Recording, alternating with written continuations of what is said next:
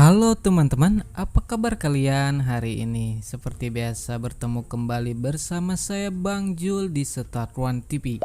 Kali ini Bang Jul akan menceritakan tentang pasangan suami istri baru yang menghadapi berbagai rintangan di awal pernikahannya. Mereka harus berjuang untuk segera memiliki seorang anak. Seperti apa kisah perjalanan pasutri baru?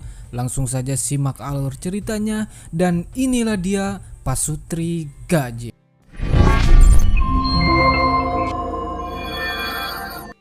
Hari ini adalah hari yang kutunggu-tunggu.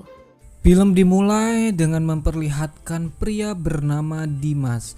Dia sengaja datang ke rumah pacarnya yang bernama Adele dengan tujuannya adalah untuk melamar Adele menjadi istrinya. Ceritanya mereka di sini baru 5 bulan berpacaran. Dirasa karena mereka merasa sudah cocok, jadi mereka memutuskan untuk segera menikah. Dengar kamu mau ngajak Adelia nikah. Kami rasanya sudah saling cocok. Bapak nggak setuju. Namun bapaknya Adele yang diperankan Pak De Indro memberikan tantangan kepada Dimas sebelum merestuinya. Jika Dimas mau menikahi anaknya, dia harus lomba mancing bersama bapaknya. Dan jikalau Dimas dapat ikan yang lebih gede, maka dia boleh menikahi anaknya. Tak lama setelah itu, setelah Dimas merestui permintaan bapaknya ini, diperlihatkan Dimas dan si bapak sedang memancing. Tak lama umpan Dimas pun dimakan ikan, dan karena Dimas tidak pernah memancing sebelumnya, dia pun dibantu oleh si bapak untuk mengangkatnya. Tapi saat si bapak membantu, ternyata umpan miliknya juga dimakan ikan, dan mereka berdua pun harus berusaha untuk mengangkat ikan mereka bersama-sama. Dan alhasil ternyata ikan yang lebih gede adalah milik si bapak. Punyaku lebih besar. Kamu kalah. Setelah itu Adele dan teman sekantornya bernama Meka datang ke tempat mereka untuk melihat siapa yang menang. Mereka melihat kalau yang dapat ikan itu cuma Dimas karena ikan si bapak hilang pas dia kecebur ke empang. Adele pun merasa senang dengan hal itu dan meledek si bapak kalau dia ternyata bisa kalah juga sama Dimas yang notabene-nya pemula dalam hal memancing ikan. Namun di sini Dimas memberitahu kalau ikan itu sebenarnya bukan miliknya, namun ikan itu adalah milik si bapak. Si bapak cuma mengajarkan dia memancing, jadi yang menang itu bukan dia melainkan si bapak. Dan disinilah si bapak merasa tersentuh hatinya setelah mendengar ucapan Dimas itu. Dan dia pun mengatakan kalau Dimas itu adalah calon suaminya. Ajak calon suamimu pulang. Udah nggak usah sedih. Ih, beneran gak sih? Dapat izin kan? Pak! Iya cantik. Singkat cerita, 5 bulan lamanya mereka sudah resmi menjadi suami istri. Di umur pernikahannya ini, mereka memutuskan untuk pindah rumah. Dan mereka memilih untuk pindah lumayan jauh dari orang tuanya Adele. Dan di sini Adele membayangkan kalau keluarga mereka itu sangat-sangat bahagia. Terutama ketika mereka bersama dengan anak-anaknya. Namun karena rumah itu cicilannya 15 tahun, Dimas pun berencana kalau mereka akan menunda dulu untuk mempunyai anak. Dan karena nanti pasti bakalan semakin banyak pengeluarannya.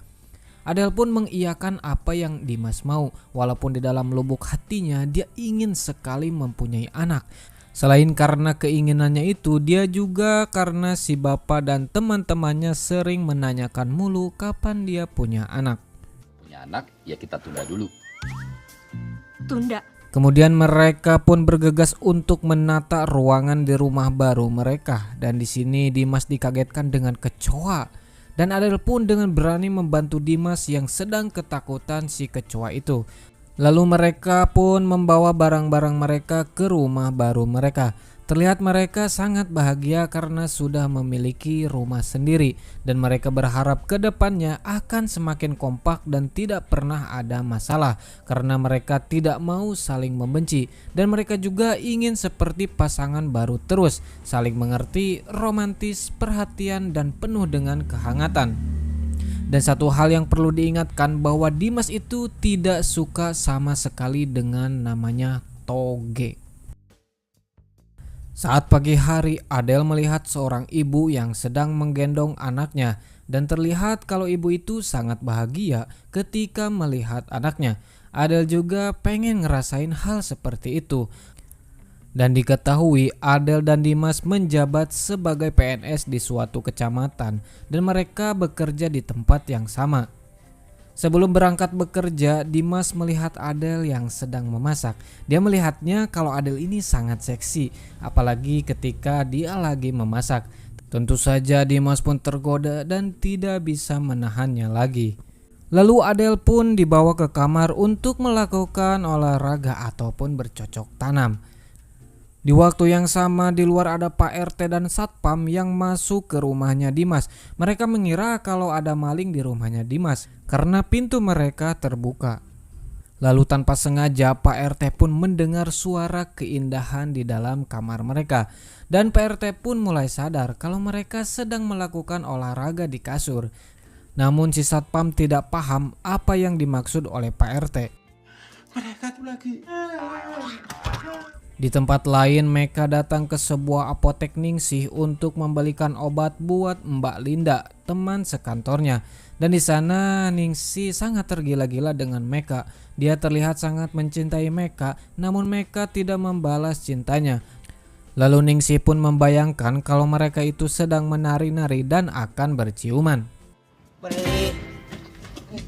Lalu kemudian Meka mendatangi Linda dan memberikan sarapan kepadanya. Diketahui Linda ini adalah janda anak satu dan karena Linda itu sangat hot, maka si Meka pun sangat mengincarnya. Di tempat lain Adel pun sampai di kantornya dan anehnya semua orang di sana senyum-senyum kepada Adel. Dia sangat khawatir jika ada yang salah dengannya. Dia takut ada bekas ciuman di lehernya Adel. Lalu Adel pun baru sadar kalau dia memakai seragamnya Dimas dan pantasan saja orang-orang tersenyum melihat dia. Mas, gimana sih? Kok bisa gak nyadar pakai baju anti? Kemudian Adel dan Dimas pun bertemu dan berniat untuk mengganti baju mereka di dalam gudang. Namun pas mereka sedang mengganti baju, tiba-tiba ada Pak Camat yang masuk ke dalam gudang itu. Astagfirullahaladzim. Kamu ngapain di situ, Adelia? Setelah kejadian itu, Adel pun berhalusinasi kalau semua orang menertawakannya. Dia takut Pak Camat membicarakan kejadian pas di gudang itu kepada rekan lainnya dan berpikir yang enggak-enggak terhadapnya. Dan benar saja Pak Camat membocorkan semuanya kepada orang-orang yang ada di kantor itu. Itu benar-benar mereka berdua dalam gudang gelap-gelapan. Suaminya Adelia tuh sampai begini. Itu banyak. Pas ketahuan sama saya, kancingnya dingdat tinggi sebelah. Singkat cerita, ketika Adel berada di rumah, dia lagi-lagi sedang memasak. Dimas yang melihatnya kembali menggoda Adel agar dia mau melanjutkan olahraga yang tadi pagi. Tapi Adel menyuruh Dimas untuk pergi ke toko sembako karena minyak sayurnya sudah habis. Dan dengan terpaksa Dimas pun OTW ke warung. Ini minyaknya habis. Tolong beli. Sesampainya Dimas di toko, dia bertemu dengan Rani, si penjaga tokonya. Rani terpesona melihat Dimas. Dia merasa kalau Dimas itu adalah jodohnya. Rani belum tahu kalau Dimas itu sudah menikah dan di sini dia akan terus mengejar Dimas sampai dia mendapatkan hatinya. Wow. Rani, panggil aja Rani. Singkat cerita, pas mereka sedang makan, Adel memberitahu kalau bapaknya tadi nelpon dan si bapak menanyakan kapan mereka akan berkunjung menemuinya. Adel juga menceritakan kalau si bapak sangat marah karena Adel belum juga hamil.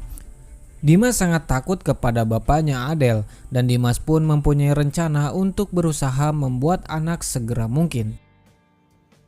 Kita bikin anak. Scene berpindah memperlihatkan Meka yang memberikan boneka gantungan kepada Ningsih dan Ningsih sangat terharu karena Meka rupa-rupanya perhatian kepada Ningsih. Dia pun sangat senang atas pemberian Meka itu.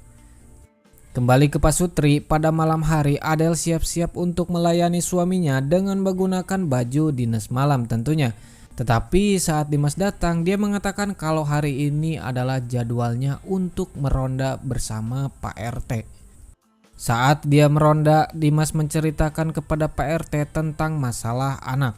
Kemudian Dimas dikasih nasihat oleh si Pak RT kalau anak itu mempunyai rezekinya sendiri. Dia tidak perlu khawatir soal biaya mengurus anak, karena rezeki itu pasti akan ada aja. Karena dia juga dulu begitu, Pak RT menyuruh untuk cepat-cepat bikin anak karena anak itu adalah kebahagiaan bagi sebuah keluarga. Dan kalaupun Dimas meminta bantuan soal membuat anak, Pak RT pun siap untuk membantu. Dan kemudian Pak RT pun merekomendasikan kepada Dimas agar dia sering-sering mengkonsumsi banyak makanan toge. Karena toge membuat si otong kita ini sangat kuat dan juga sangat subur guys. Dan makan toge yang banyak. Buat kita punya itu. What? Toge itu bikin subur. Wih, subur bagaimana Pak RT? Keesokan harinya pas di kantor, Dimas dikasih bekal toge oleh Adel. Dia harus sering-sering makan toge agar mereka bisa segera mempunyai calon bayi. Saat di rumah pun Dimas dimasakin toge oleh Adel. Ya meskipun dia tidak suka toge, tapi ya mau gimana lagi. Dia harus berusaha agar dia bisa subur dan agar dia bisa membuat Adel hamil. Tadi pergi dulu ya mau ke rumah Bu RT. Lalu Adel meminta izin kepada Dimas untuk pergi ke rumah Bu RT dan dia menitipkan pesan kalau togenya itu harus dihabisin oleh Dimas. Merasa kesempatan langka ini, Dimas pun membuat mie instan karena dia tidak mau makan toge. Dan ketika Dimas mau memakan, tiba-tiba Adel balik lagi karena Bu RT-nya ternyata lagi sakit. Di sini Adel melihat kalau Dimas tidak memakan togenya dan hal itu membuat Adel marah dan pergi dari rumah. Dek, nggak gitu. Adel pun mampir ke sebuah warteg karena perutnya sangat lapar. Dia pun makan gorengan di sana dan pas mau bayar ternyata dia lupa tidak membawa uang. Lalu ada Dimas yang datang ke sana juga. Dan mereka malah bercekcok di tempat itu. Si ibu warteg pun memberitahu kalau sebaiknya mereka bercekcok di rumah saja karena tidak baik kalau pertengkaran dibawa keluar rumah. Dimas pun segera membawa Adel untuk pulang. Dan saat di rumah mereka kembali membahas soal bikin anak. Dimas menjelaskan kalau uang adalah yang menjadi permasalahan utamanya. Dimas berpikir kalau punya anak pasti mengeluarkan banyak biaya. Dan saat melihat tabungannya ternyata isinya lumayan banyak. Karena hal itu Adel menaruh gajinya di tabungan mereka. Dan itu pun membuat Dimas sangat beruntung memiliki Adel karena pengertian dan sangat penuh dengan kejutan. Besoknya mereka berdua menghadiri acara sunatan dari anaknya Pak RT. Saat Dimas mau ambil makanan, dia kembali bertemu dengan Rani si penjaga toko itu. Di sini Rani kembali menggoda Dimas, sedangkan Adel sedang berkumpul bersama ibu-ibu lainnya. Namun Adel di sini sangat risih dan tidak nyaman karena para ibu-ibu itu menanyakan tentang kehamilannya Adel. Dan oleh karena itu Adel pun mengajak Dimas untuk pulang saja. Latihan kok ganggu. Males banget. Iya. Dan berniat langsung akan pergi ke rumah bapaknya Adel. Singkat cerita, sesampainya di rumah si bapak, Dimas langsung disuruh untuk memetik rambutan. Dimas pun bergegas memanjat pohonnya dan karena banyak semut dia pun terjatuh dari pohon rambutan itu. Aduh, ntar dia manjat lagi. Saat di kamar, Dimas merasa sangat malu karena kejadian tadi. Dia merasa sangat stres. Tetapi di sini Adel memberitahu kepada Dimas kalau dia telat datang bulan selama 2 minggu. Dimas pun merasa senang karena dia menyimpulkan kalau Adel itu fix sedang hamil. Dan saking senangnya saat mereka sedang makan malam, Dimas langsung memberitahu ke semuanya kalau Adel itu sekarang sedang hamil. Adelia hamil, bentar lagi kami akan punya anak. Ini baru mantap. Tentu saja mereka yang mendengarkan itu sangat begitu senang, terutama si bapak. Namun Adel sendiri merasa kalau dia itu tidak hamil, tetapi Dimas sangat yakin kalau dia itu sedang hamil. Keesokan harinya Dimas pergi ke warung Ningsih untuk membeli tes pack untuk memastikan tentang kehamilan Adel. Namun secara diam-diam Ningsih memfoto Dimas dan memberitahu Meka kalau Adel sedang hamil. Padahal faktanya saat di rumah saat Adel mengecek dengan tes pack itu, ternyata Adel itu negatif hamil. Mereka terlihat sangat sedih tentang hal ini, apalagi Dimas sudah memberitahu si bapak dan semua keluarganya tentang kehamilan Adel. Bahkan mereka juga sudah memberitahu orang kantor kalau Adel sedang hamil. Dimas takut kepada si bapak kalau tahu dia berbohong atas kehamilannya Adele. Dan saat di kantor pas mereka mau olahraga, Adele sangat terkejut saat rekan kerjanya mengucapkan selamat atas kehamilannya. Dan itu tentu membuat dia sangat frustasi. Sedangkan di luar, Dimas yang takut karena informasi ini tidak benar, dia mengklarifikasi tentang kehamilan Adele kepada semua rekannya. Adelia belum mengandung. Semangat terus, Dimas, Adelia. Para semua rekannya itu merasa kagum dengan kejujurannya Dimas, terutama Adele. Dia sangat senang Dimas jujur kepada semua orang. Bahkan Dimas juga memberitahu si bapak tentang kebenarannya kalau ternyata Adele itu belum hamil. Tentu saja si bapak sangat kecewa kepada Dimas karena sudah berani menghancurkan harapannya. Dimas sangat merasa kalau itu semua adalah kesalahannya dan mereka pun kemudian pulang. Saat malamnya, Adele memberikan list makanan yang harus dimakan oleh Dimas dan Adele juga menunjukkan hari sebelumnya di mana mereka harus melakukan mantap-mantap. Pas Adele sedang dalam masa suburnya. Sama jadwal masa subur adik udah ditanda ini tanggal-tanggalnya nih. Kembali ke kisah Meka, saat di kantor Linda tahu kalau Meka itu sangat naksir kepadanya. Namun Linda memberitahu Meka kalau Linda itu lebih senang hubungan mereka itu hanya sebatas teman saja dan tidak boleh lebih daripada itu. Hal ini pun tentu saja membuat hati Meka merasa sakit. Dia merasa kalau cintanya itu bertepuk sebelah tangan. Mbak itu senang kita temenan aja. Lalu setelah itu Meka pun datang kepada Ningsih yang lagi ngambek kepadanya. Meka meminta maaf kepadanya kalau selama ini dia tidak menganggap cintanya Ningsih dan dia baru tahu kalau ternyata Ningsih itu sangat cinta mati kepadanya. Di sini Meka mengungkapkan isi hatinya kepada Ningsih. Dengan sangat senang Ningsih pun membalas cintanya Meka dan mereka pun pada hari itu resmi berpacaran. Kembali ke Adele saat di kantin, Adele sangat khawatir kalau Dimas berselingkuh karena Adele belum bisa mengandung anaknya Dimas. Dia sangat takut kalau Dimas mencari perempuan lain. Karena ke-overthinkingannya itu, saat dia melihat seorang cewek memeluk Dimas di dalam ruangan, Adele pun marah besar kepada Dimas. Dia sangat kecewa kalau ternyata sebenarnya Dimas itu punya perempuan lain di belakangnya. Adele tidak tahu kalau perempuan itu adalah temannya yang minta bantuan Dimas. Namun karena egonya lagi tinggi pada saat itu, Adele tidak mau mendengarkan penjelasan apapun dari Dimas. Dan Adele juga mengatakan kalau dia akan pulang ke rumah bapaknya. Mendengar itu Dimas pun sangat bingung. Dia tidak tahu harus bertindak seperti apa. Dia juga merasa kalau bapaknya akan marah besar kepada Dimas karena dia telah menyakiti hati anaknya. Padahal fakta yang sebenarnya Adele tidak jadi pulang ke rumah bapaknya. Rupa-rupanya Adele pergi ke rumahnya Ningsih. Adele pun dinasihati oleh Ningsih. Begitu juga dengan Dimas. Dia pun dinasihati oleh Pak RT. Bapak RT meyakinkan Dimas kalau besok dia harus menjemput Adele pulang bagaimanapun kondisinya. Karena itu adalah kewajiban dia sebagai seorang suami yang harus berani dan juga bertanggung jawab. Mas Dimas harus menjemput Mbak Adelia pulang. Gue ke rumah bapaknya Adelia. Gue mau jemput bini gue balik. Lalu kemudian pada besoknya Dimas meminta tolong kepada Meka untuk mengantarnya menjemput Adele ke rumah bapaknya. Singkat cerita mereka pun sudah sampai di rumah si bapak dan di sini Dimas langsung masuk ke rumahnya. Dia dengan sangat gugup sekali mengatakan hal yang sebenarnya kepada orang tua mereka. Sedangkan di mobil Meka ditelepon oleh Ningsih dan memberitahukannya kalau Adele ada di rumahnya. Meka pun terkejut mendengar hal itu. Apalagi sekarang Dimas sudah masuk ke rumah si bapak.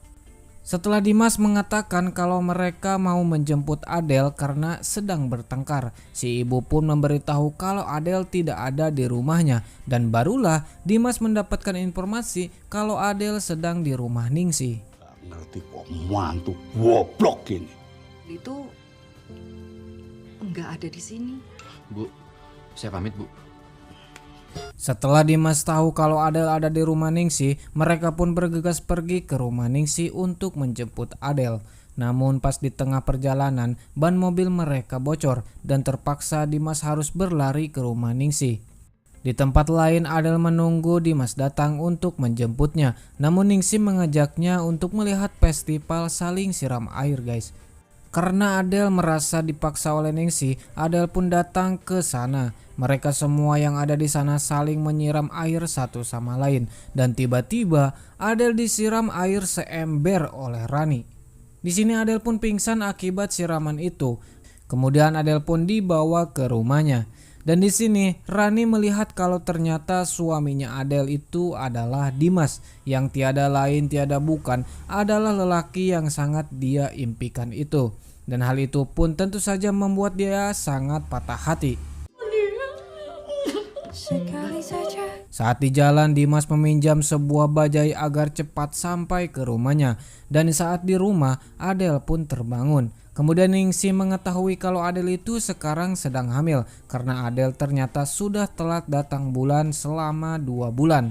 Dan saat Dimas sampai di sana, mereka pun berpelukan dan saling memaafkan dan melepas kerinduan. Dan di sini Adele memberitahu kabar gembira kalau dia sekarang lagi hamil. Tentu saja hal ini membuat Dimas semakin bahagia. Ade hamil. Dan di akhir cerita, setelah 5 bulan lamanya, mereka pun datang ke rumah si bapak. Dan mereka memberitahu kalau Adele kali ini benar-benar sedang hamil.